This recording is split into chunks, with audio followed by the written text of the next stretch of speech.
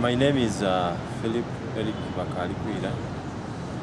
I'm a communicator with the Africa Partnership on Climate Change Coalition. That is the civil society. But I also do practice journalism at Uganda Broadcasting Corporation. Particularly, I'm more into radio broadcasting. I happen to be one of the very few identified journalists in Uganda who participated in the Skipia training program recently at Speak Resort Millennium.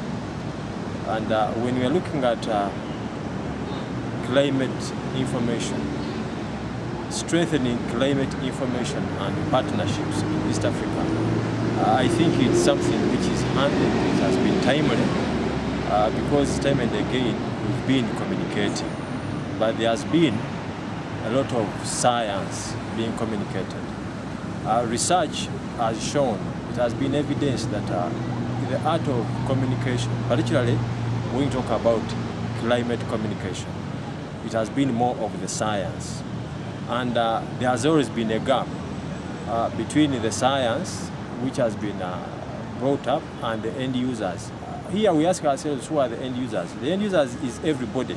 When we talk about climate, it's something which cuts across.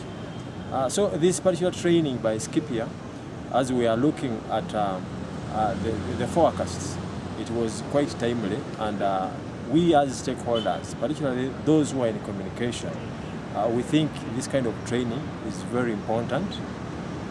It is more important when we communicate it well. It helps the planning, it helps the influencing of policies, it helps the policy formulation. So every person who is involved in planning, everybody who is involved in decision making, policy formulation, policy influencing, and policy implementation, when we don't have the climate information, then it also brings a problem in that. Many institutions have come up, the meteorological services, people who are all doing a lot of research into climate have come up with studies, but now the challenge is how has it been communicated. So this training has been taking us through a very good journey from weather, we've been learning, we have been hearing so many things, but sometimes the interpretation of these issues. You see the general thing of climate change. Little do we know that there is a journey from weather, it abrogates to climate, then you go into climate change. Climate change is something which comes up over a long period of time, but planning begins with the daily way how we interpret the weather, how we interpret the daily issues, how they keep mutilating. So this climate information, particularly when we are strengthening climate information in East Africa, and Uganda as a country, we are key partners in this kind of information.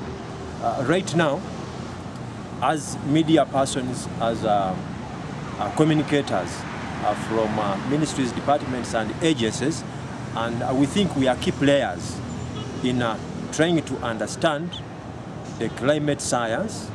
We marry it with the indigenous knowledge.